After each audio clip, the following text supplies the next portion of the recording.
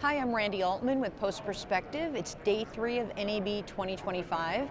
This is Jenna from Door G Productions. What is it, Productions? Yeah, Door G Studio. Studio. Yeah. Which creative studio in Rhode Island. Yes. So tell us about what you guys do. Yeah, of course. So I'm Jenna Rezendes. I'm the executive producer at Door G. So we are a creative production studio, which means we work with a variety of clients. We work with brands, we work with agencies, and we work with other production companies. So we can do everything from full creative scope down to production services, post, or even just a studio rental. So we have a variety of ways we can service our clients. So you act as the agency sometimes, Yep. and then you also work with agencies, and then kind of every step of the way. So editing, audio, anything they need, you keep it in house. Absolutely, yeah. We've got full creative capabilities. We've got fantastic people on staff. And yeah, we can fit in however a client needs us to. So, like I said, we can do we can work as an agency. We can do full creative approach. We do have creative directors and directors in house. We've got fantastic editors, animators. So yeah, we can really run the gamut of creative needs for our clients. And do you work on national projects? Because I mean, you don't really hear about a lot of big studios. Well, big studios, I mean, because you guys have a virtual production volume, which is really interesting. Yeah, that's a unique offering for us. So who do you work with, and do you have people that are located outside of the state? I mean, that work virtually as well, or? Well, we're mostly based in Rhode Island. We do have quite a few folks that we work with around the country, around the globe actually too. Yeah, I mean, it's an offering that we have with the virtual production studio, but it's not the only thing that we do. We certainly are experts in virtual production, but our roots are in traditional production, so we advise on how best to execute a project. We do have national clients. CVS and Aetna are a big one for us, so they're based up by us, so that's convenient. Sure. But yeah, we can reach across the globe as needed. So what are some of the questions that you ask when people come to you and say, we don't even know where to begin. We don't know if we should shoot it traditionally or virtually, or even do like an animation. So how do you decide which way to point them? Well, first we try to get to the heart of what their goals are. So what are the goals for the project? What are you trying to communicate? Where do you want this to live? Who is your audience?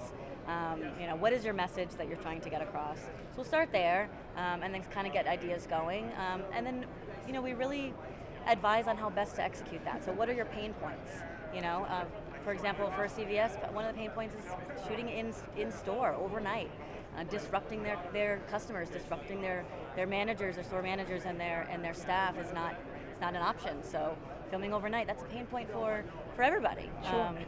So we try to get to the heart of what the pain point is, and then as far as how we execute that, it's really what's best for the project. So we are very comfortable filming virtually, very comfortable filming traditionally. So for us, we just want to make sure that the project is best serviced. Do you find that people think that they cannot afford virtual production? Yes. I think there is a misconception that is, way more expensive, and we don't really talk about it much in terms of cost. It's really in terms of efficiency. So, it works really well if you're trying to film a lot of content. If you're trying to regionalize content, you're going to find a lot of efficiencies there, and it's worth it. It really is worth it. And it's an education process. It is, yeah. It is a little bit of the process. I think what is most surprising to some of our clients is that your prep time is longer.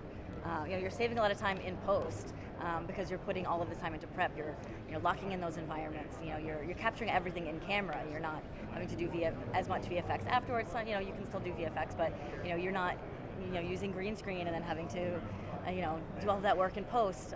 Everything is captured in camera. So we work with some of the post specialists that we would work with. We just bring them in a little bit ahead of time. And plan that all out. We do all of that VFX work in pre. So is the virtual production stage new? Is that something that you guys just built? So we did just open up a new studio. We have been working in virtual production for a number of years, close to 3 years now, but we wanted an upgrade to our studio, so we partnered with InfoLed and expanded our studio. We now have a J-shaped LED wall, 56 feet wide, 14 feet tall, which is much bigger than we had before. So so it's a big upgrade for us. We just opened that studio at the end of January, and so yeah, we've been cranking. Very cool. So why are you here? What are you looking at? What do you want to buy? What do we want to buy? Well, I mean, Georgie is new, so we really want to get meet people. We want to get our name out there, and then we're also looking at a lot of ways that AI can fold into our workflow, especially with asset management, cloud-based asset management. We're building these environments. We have in-house virtual art department, so we're building these environments in Unreal Engine in-house, and we need to be able to have a system for that. So That's very cool. Yeah. So in terms of trends, what have you been seeing relating back to your company and your section of the industry? trends, that's a good question.